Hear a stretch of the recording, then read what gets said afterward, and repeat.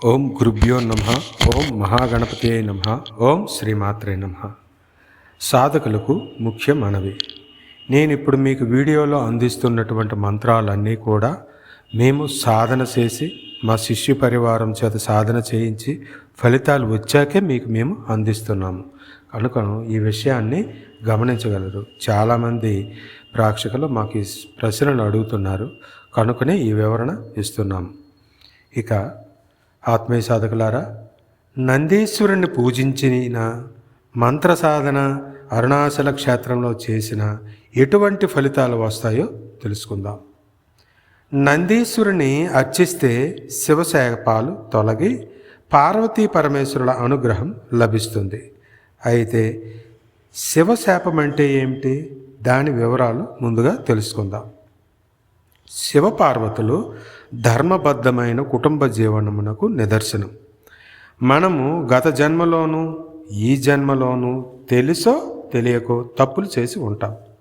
అంటే యుక్త వయస్సులో ప్రేమ పేరుతో ఒకరినొకరు మోసం చేసి ఉండడం, అన్య స్త్రీ పురుషులతో విశృంఖలముగా శారీరక కోరికలు అనుభవించి ఉండటం, వివాహం అయిన తర్వాత కూడా పరపురుష పరస్త్రీ సాంగత్యం కొనసాగించడం, అనగా వివాహేతర సంబంధాలు కొనసాగించడం అని అర్థం. తల్లిదండ్రులను గౌరవించకపోవటం, వృద్ధాప్య దశలో తల్లిదండ్రులకు సేవ చేయకపోవటం, పిల్లలను భోజనం చేస్తున్నప్పుడు తిట్టడం, పర్వదినాల్లోనూ పండగల దినాల్లోనూ మాంసం వండుకొని తినటం, ఇంట్లో స్త్రీలు కన్నీళ్లు కార్చడం, ఇంట్లో నిత్యం ఏడుపు శబ్దాలు వినబడడం. అంటే మీరు టీవీలో చూస్తున్నటువంటి సీరియల్స్లో ఉండే ఏడుపు శబ్దాలని ఇక్కడ అర్థం గమనించగలరు. ఇంట్లో శుచి శుభ్రత లేకపోవటం, దుర్వాసన రావటం, ఇంట్లో వస్తువులు చిందరవందరగా పడి ఉండటం, ఉదయము సాయంకాలము దీపారాధన ఇంటి యజమాని వేళకు చేయకపోవటం, ఇవన్నీ శివునికి ఇష్టం లేని పనులే. తత్ఫలితముగా మనము శివశాపాలకు గురవుతుంటాం. ఇటువంటి వారు ఎన్ని పూజలు హోమాలు క్రతువులు చేసినా వాళ్ళకి దైవానుగ్రహం లభించదు. కారణం వాళ్ళు శివశాపానికి ముందు గురి అయి ఉంటారని అర్థం. అయితే ఇటువంటి పరిస్థితులలో మరి శివశాపము నుండి మనం విముక్తి పొందాలి అని అంటే మనకున్నటువంటి సూక్ష్మమైన మార్గం నందీశ్వరుని ఆరాధన చేసి ప్రసన్నత చేసుకోవటం.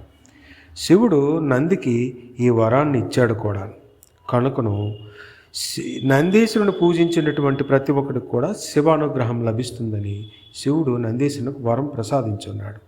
ఈ విషయాన్ని గుర్తుపెట్టుకొని మనం నందీశ్వరుని మంత్ర సాధన చేసినట్లయితే ఈ శివశాపాల నుండి బయటపడి సమస్యల నుండి బయటపడి మనం సుఖజీవనం కొనసాగించవచ్చు. అయితే ఈ నందీశ్వరుని మంత్ర సాధన ఎలా చేయాలి, ఎక్కడ చేయాలన్నది కాస్త పరిశీలిద్దాం. నందీశ్వరుని మంత్ర సాధన 9 రోజుల దీక్ష. ఇది అరుణాచల క్షేత్రంలో చేస్తే సమస్త మనోవాంఛలు నెరవేరుతాయి. తీరని కోరిక ఏదైనా ఉంటే తీరుతుంది. అయితే ఆ కోరిక ధర్మబద్ధమైనదై ఉండాలి. గమనించగలరు. ఈ మంత్ర సాధన 9 రోజులు. తొలి రోజు మీ గ్రామంలో ఉన్న శివాలయం దగ్గరకు వెళ్ళి అక్కడ నందీశ్వరుని దగ్గర ధూపము దీపము నైవేద్యము చెల్లించి మీ కోరికను సంకల్ప రూపంలో చెప్పుకోవాలి. అక్కడ నుండి ప్రతిరోజు 9 రోజులు అన్నమాట, రోజు 450 సార్లు మంత్ర జపాన్ని ఉదయం కానీ సాయంత్రం కానీ ఏదో ఒక సమయంలోనే ఈ 9 రోజులు చేయాలి. ఉదయం ఒకరోజు సాయంత్రం ఒకరోజు చేయకూడదు. ఇలా 9 రోజులు ప్రతిరోజు 450 సార్లు నేను ఇప్పుడు చెప్పబో ఈ నందికేశ్వర మంత్రాన్ని జపం చేయాలి. ఇక ఈ నంది మంత్రం జపం చేసే ముందు నందీశ్వరుని ప్రార్థనా మంత్రం ఒకసారి మనసులో మనం తెలుసుకోవాలి. అది కూడా మీకు ఇక్కడ డిస్క్రిప్షన్లో ఇస్తున్నాను. మంత్రము నందీశ్వరుని ప్రార్థనా మంత్రం. ముందుగా నందేశ్వర నమస్తుభ్యం సాంబానంద ప్రదాయక మహాదేవస్య సేవార్థం అనుఘ్నం దాతు మర్హసి. ఈ మంత్రాన్ని ఒకసారి చదువుకొని తర్వాతను ఇప్పుడు నేను చెప్పబో దీక్షా మంత్రాన్ని మీరు జపం చేయాలి. 9 రోజులు మీ ఊర్లోనే ఈ దీక్ష పూర్తి చేసిన తర్వాతను మీరు దీక్ష ప్రారంభించిన నెలలో అమావాస్య అనేది వస్తుంది. ఆ అమావాస్యకు ముందు రోజు నాడు మాస శివరాత్రి ప్రదోష పూజ అని శివాలయంలో జరుగుతుంటుంది. అయితే ఈ మాస శివరాత్రి రోజు నాటికి మీరు అరుణాచల క్షేత్రంకు చేరుకొని ఆ రోజు అరుణాచల క్షేత్రంలో మధ్యాహ్న సమయం నుంచి సాయంత్రం సమయం వరకు నంది దగ్గర నంది పూజ చేస్తుంటారు. దీన్నే నందోద్భవము అని ప్రదోష పూజ అని కూడా చెప్తుంటారు. అక్కడ మీరు కూర్చొని ఆ నందికి పూలు పళ్ళు సమర్పించుకుని పూజలో పాల్గొంటే దీక్ష మీకు పూర్తవుతుంది. ఇలా ఎవరైతే దీక్షను నియమ నిబంధనలతో చేస్తారో అటువంటి వారికి మరి జన్మలో ఉన్నటువంటి జాతక సమస్యలన్నీ తొలగిపోతాయి. ఇంకా జన్మజాతకములో ఉన్న సమస్త శివశాపాలు, ఇతర దైవశాపాలు, గ్రహదోషాలు అన్నీ తొలగిపోతాయి. సమస్యల నుండి బయటపడి హాయిగా ఉంటారు. ఇక దీక్షా కాలంలో నియమ నిబంధనలు ఒకసారి మనం పరిశీలించినట్లయితే దీక్ష చేస్తునేటప్పుడు తెల్లని లేదా లేత పసుపు రంగు వస్త్రాలను ధరించాలి. అలాగే విభూదిని తిలకముగా ధరించాలి. మందు మాంసము తినరాదు, మద్యపానం చేయరాదు. అలాగే పరస్త్రీ పరపురుష వ్యామోహము పనికిరాదు. మనసులో కూడా అలాంటి ఆలోచనలు రానివ్వరాదు. ఇకపోతే అబద్ధం ఆడరాదు, ప్రశాంతంగా ఉండాలి, మౌనంగా ఉండాలి. మంత్రాన్ని వీలున్నంత ఎక్కువ సార్లు మానసిక జపమే చేయాలి, వాచిక జపం చేయకూడదు. బయటకు మంత్రం వినపడకూడదు. గమనించగలరు. ఈ మంత్రమే కాదు, ఏ మంత్రమైనా, నేను చెప్పబో ఏ మంత్రాలైనా మానసిక జపాలే చేయాలి. మానసిక జపమే అత్యంత శక్తివంతమైనది, గుర్తెరగండి.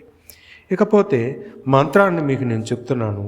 వెన్ను నిటారుగా ఉంచి తూర్పు ముఖంగా కూర్చొని మంత్రం నాతో పాటు 3 సార్లు పఠించండి. మంత్రం: ఓం నందికేశ్వరాయ నమః. ఓం నందికేశ్వరాయ నమః.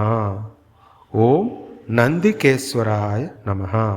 ఆత్మీయ సాధకులారా, నేను ఇప్పుడు చెప్పిన సాధనను మీ ఊళ్ళో 9 రోజుల పాటు మీ ఇంటి దగ్గర చేసి తర్వాత వచ్చే ఈ ప్రదోష వ్రతం రోజు నాడు, మాస శివరాత్రి రోజు నాటికి అరుణాచల క్షేత్రంలో వచ్చి నందికి పూజించి ఆ రోజు కూడా మీ శక్తి కొలది మంత్ర జపాన్ని చేసి ఆ స్వామి అనుగ్రహానికి గురై ఆ పార్వతీ పరమేశ్వరుడు అనుగ్రహానికి గురవుతారని కోరుకుంటూ, ఈ మంత్ర జపం చేసేటప్పుడు చాలా శుచి శుభ్రత, ఇతర నియమ నిబంధనలు జాగ్రత్తగా పాటిస్తూ మీ జీవితంలోనూ మీ జన్మ జాతకంలోనూ ఉన్న సమస్యలను తొలగించుకొని మీరు మీ కుటుంబము సుఖిస్తారని ఎల్లవేళలా మీ శ్రేయస్సు కోరుతూ మీ స్వామి త్రిపుర ఆనందనాథ.